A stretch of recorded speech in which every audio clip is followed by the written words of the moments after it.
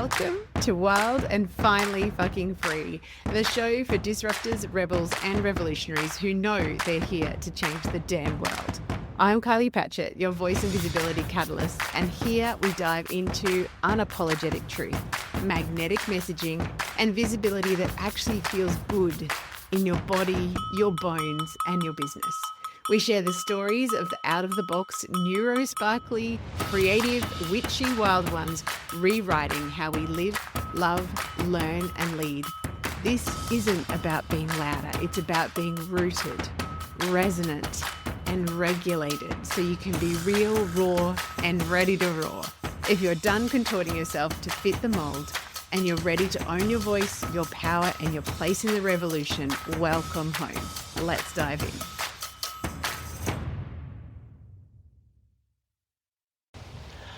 Hi friends, welcome back.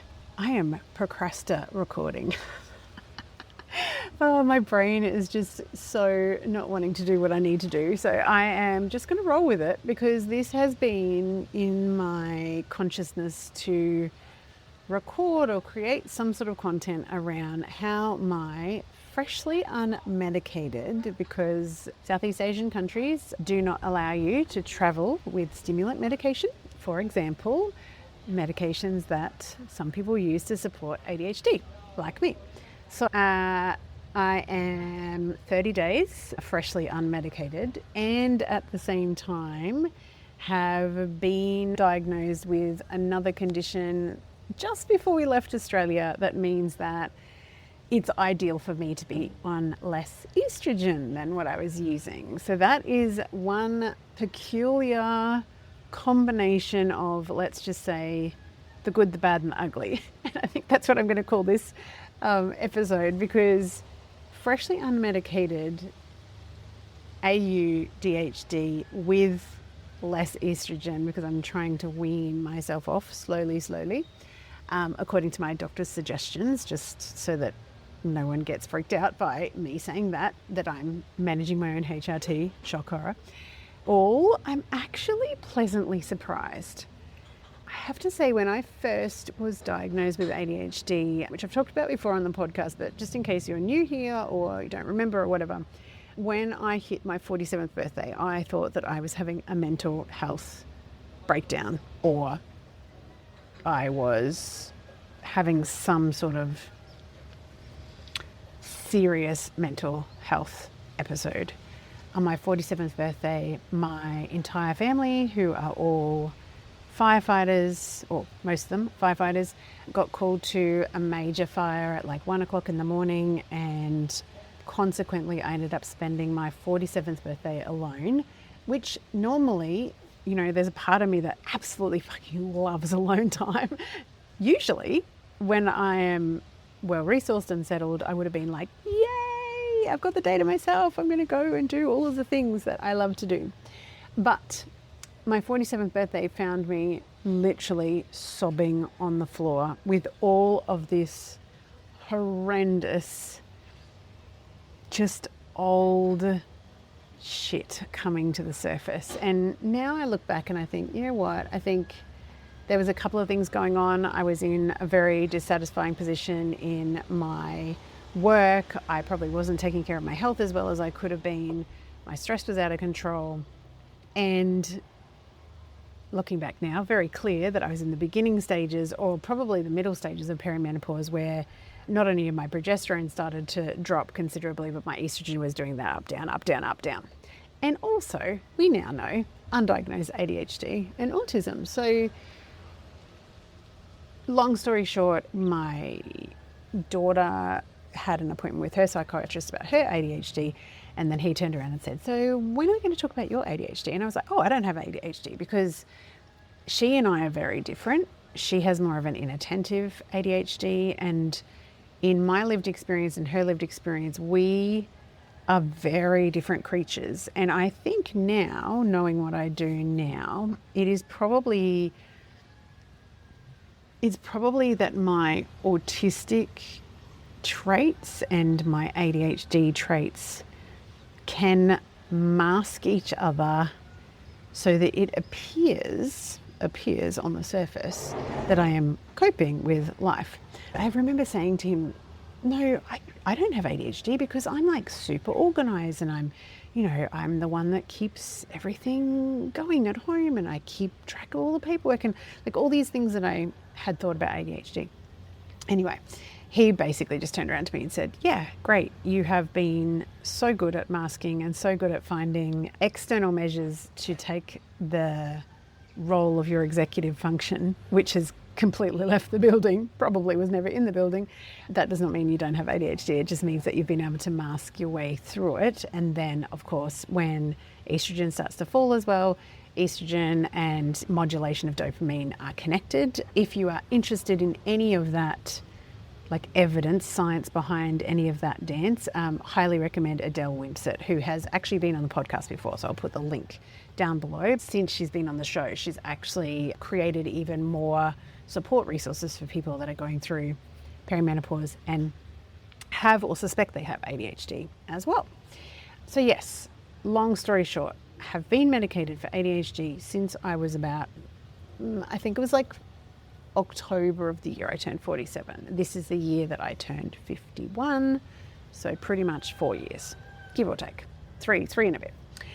So I'm going to be honest, when I figured out that I could not bring normal medication into the countries that we're going through, there was two sides to my response. One, which was like, oh, okay, that's concerning. What if I can't run my business without ADHD medication? What if I can't find my way around the world without ADHD medication? And then I had a moment where I was like, Kylie, you got to 47 unmedicated. I'm sure that you'll figure things out. And of course, I'm not traveling by myself. I'm traveling with my beautiful husband. And we are a very good team. He's very practical and I'm the one that keeps the stuff organized and all. Like we do different things and we support each other really, really well.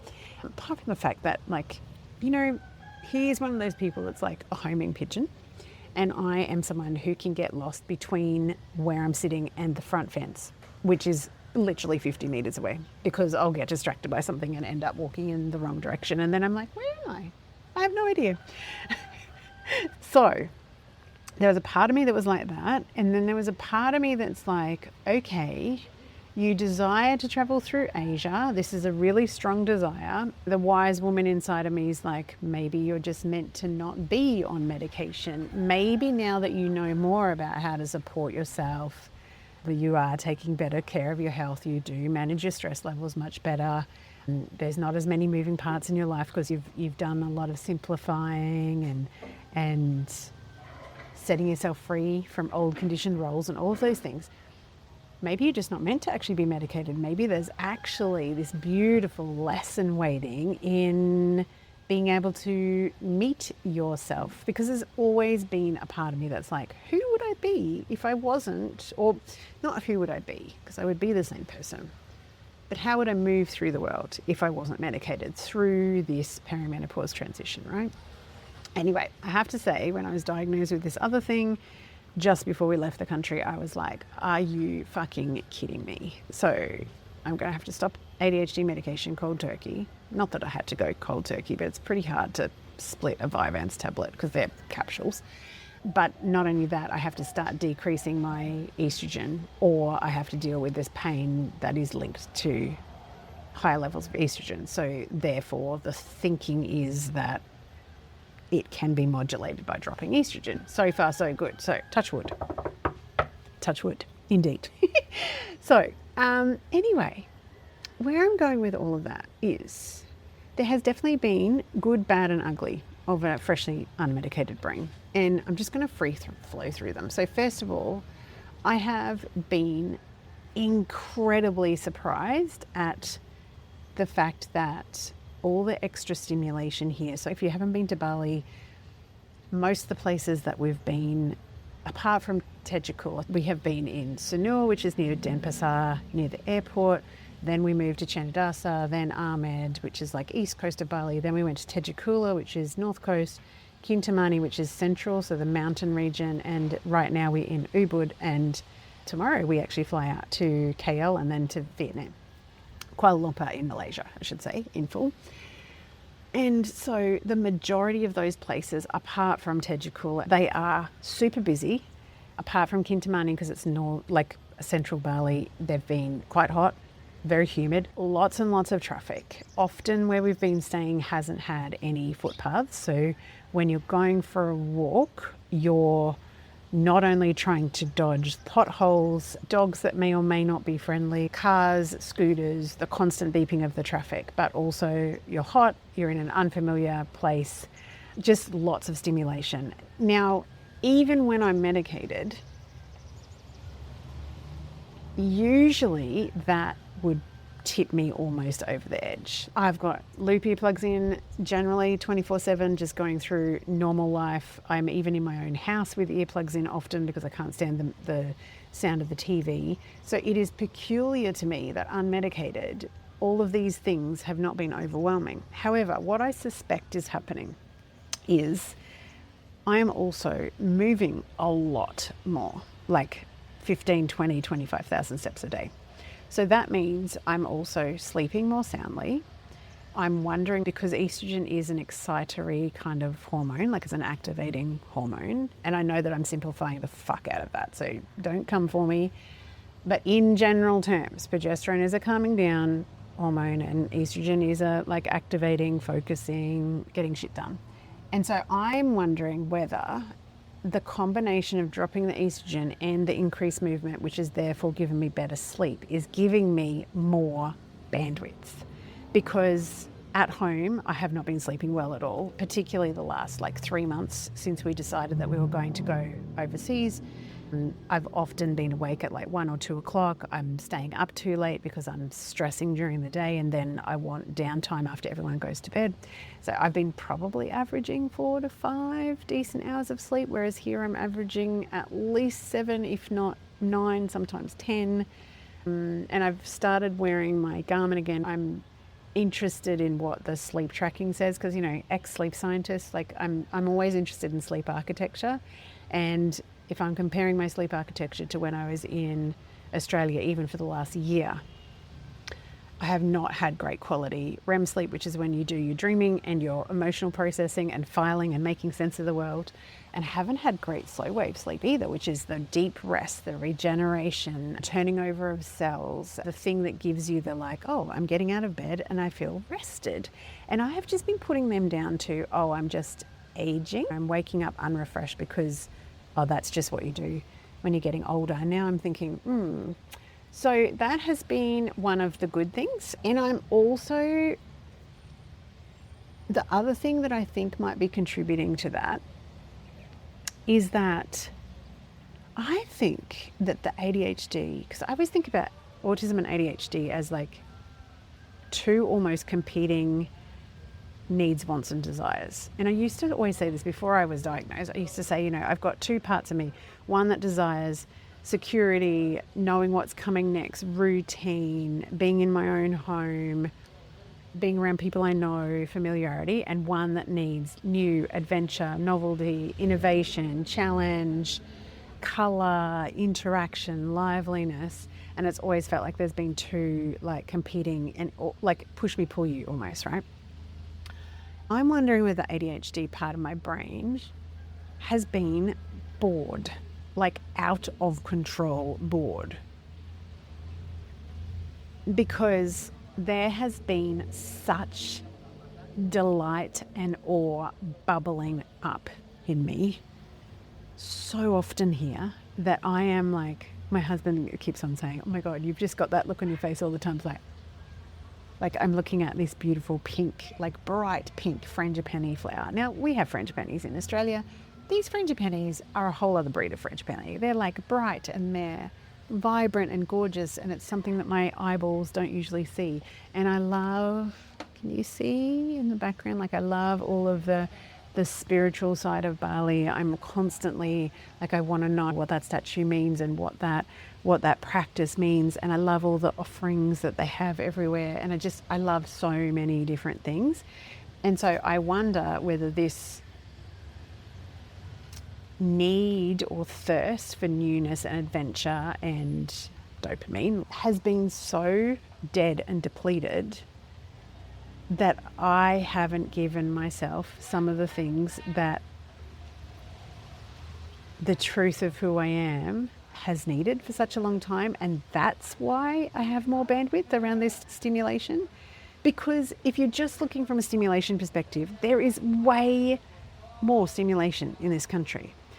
But then as I'm actually I was talking about this with a client, the other thing that's popping up in my mind is when you're out in amongst all of that stimulation, the part of your brain that needs to keep you alive is very fucking on board. And it kind of, actually, I'm just making a connection as I'm talking to you. So I love being on the back of a motorbike because there is just enough sense of thrill and danger that my brain stays focused and it makes me feel really, really calm. Now, people with normal brains don't understand that. But it's almost the same here, because when you're out on the street, it's like literally, if you're not paying attention, if you're not focused, if you're not like being in the moment and making sure that you're not going to go towards the pack of dogs that doesn't look friendly, or step in the hole in the footpath if there is one, or step out in front of a scooter or a car doing something crazy, if that part of your brain is not on board, you may not survive getting down to the yoga studio and back or whatever. So yeah, that's one of the good things. And what else? I think bad things are what are coming to my mind as well. I think one of the bad things is the getting started on tasks I have found really tricky. And I think that there's several contributions there. We've been here for 30 days. We've been in 6 different locations. So on average, we've spent about, the shortest time 2 nights and the longest 7. But particularly the last 2 weeks, we've just done short stops because we've been making our way from North Bali back to where we need to fly out from. My brain, like the autistic side of my brain, is not getting enough routine. It's not getting enough environmental cues, and it's not getting enough satisfaction of that need and want to be just stable and grounded and know what's coming. So that part of me is struggling, I think, because it feels like the kind of epicenter of okay, now we're going to sit down and do a newsletter, or now we're going to create this content or whatever. And so I've been trying to hold that really lightly, because it's almost like the first 30 days has felt a little bit like we've been on holidays, even though we know, like mentally know, we're not on holidays. It still does feel like a holiday. But now, after a month, I'm really, really craving knowing where we're going to be. And luckily, the way that things have unfolded is that we will actually be in Vietnam in the same place for about 5 months. So I'm calling them the bad, but I think the bad has been more of a challenge of like, oh, okay, so the cues that usually get me started with things, like being in my office in an environment where it's like, okay, my brain knows that this is where we work. This is where we open a task manager and we look at what is coming up. I'm not using a task manager at the moment. I'm doing that deliberately because I really want to see how else my brain wants to adapt or suggest completely new and novel ways of moving through a work week. One of the things I really wanted to break up with was the addiction with like a 9 to 5, Monday to Friday way of approaching my work, because I don't desire to be working full time, but I also notice that because I'm bored, coming back to point number 1, I create busy work so that my brain gets a hit of ticking something off a to-do list instead of going and living life. So I'm wanting to break that pattern, right? So I haven't wanted to use external executive function stuff. I'm wanting to get used to using my internal cues to go, actually, I have this desire to create something now, and I'm going to ride that wave of inspiration and just allow it to be that easy, right?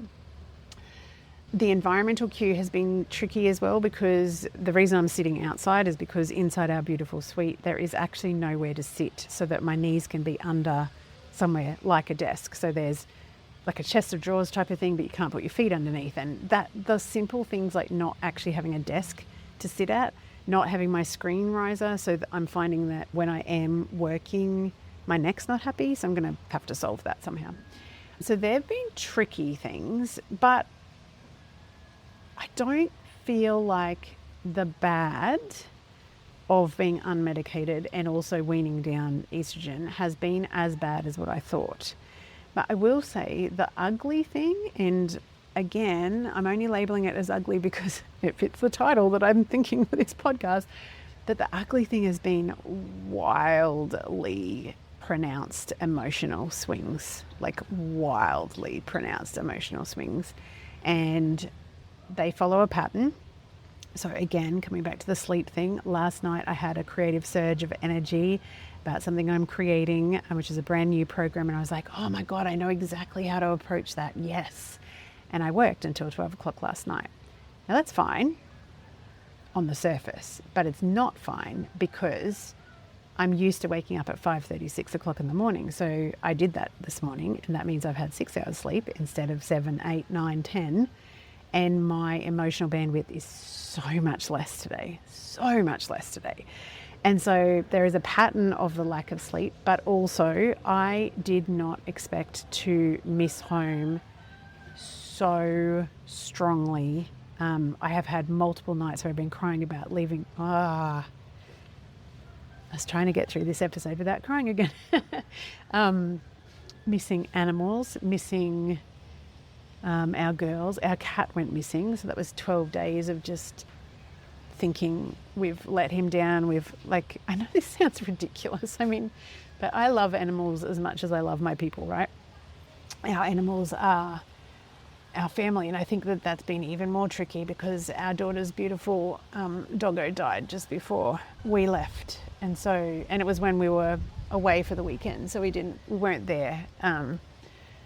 And yeah, I didn't expect there to be so much grief and so strong surges of emotion.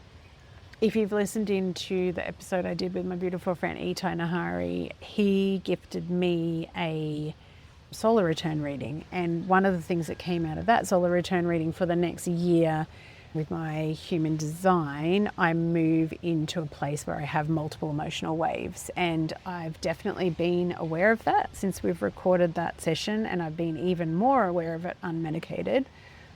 I do think that could also be partly, well, it's everything, right? It's being away from home, not having familiar surroundings. There's a part of me that's definitely a homebody. And so I know that sounds weird when it's like, oh yeah, I've decided to move away from my home for a year. I do love my home, and I love all of my cozy things.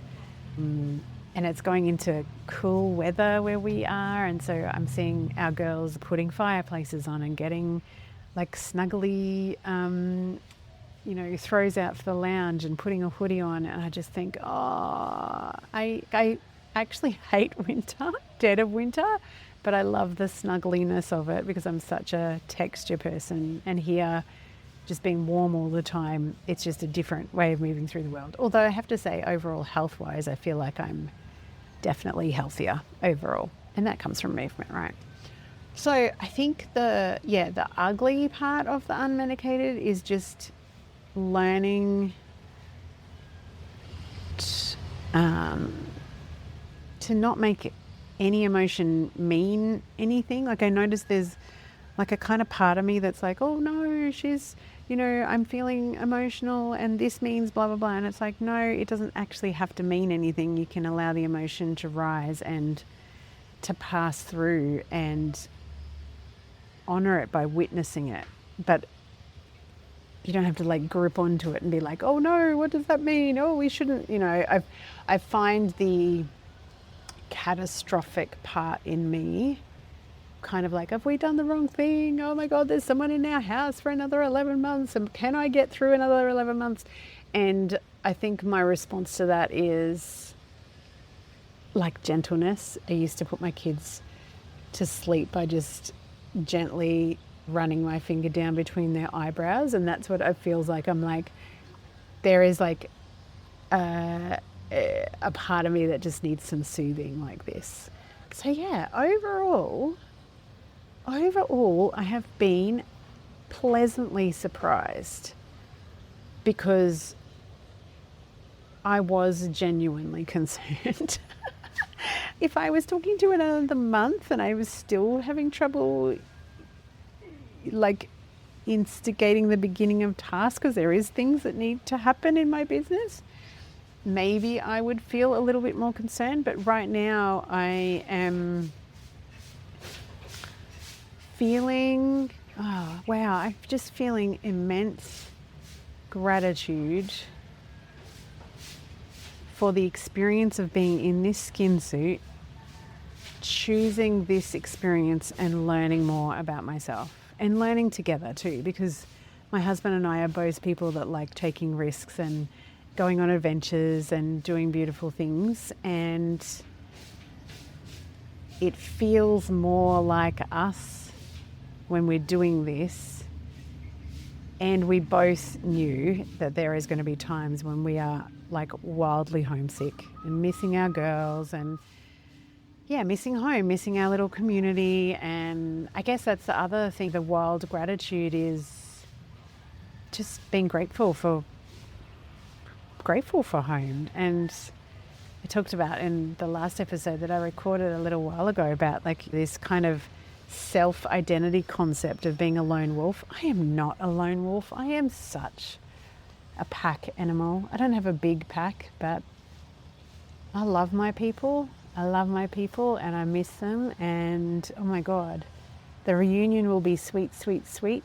And until that time, I'm going to enjoy the fuck out of getting to know unmedicated 51-year-old Kylie, who is doing this wild, crazy thing of setting sail and having no freaking idea where it will take her. We'll see where it ends up. Thanks for tuning in to another episode. If this episode lit a fire in your body, in your business, deep down in your bones, please take a moment to drop a rating and review so more rebels just like you can find us. And don't keep this goodness to yourself. Share it with your disruptive rebel and revolutionary friends who are ready to roar right alongside of you. Until next time, stay wild, stay unapologetic, and stay fucking free.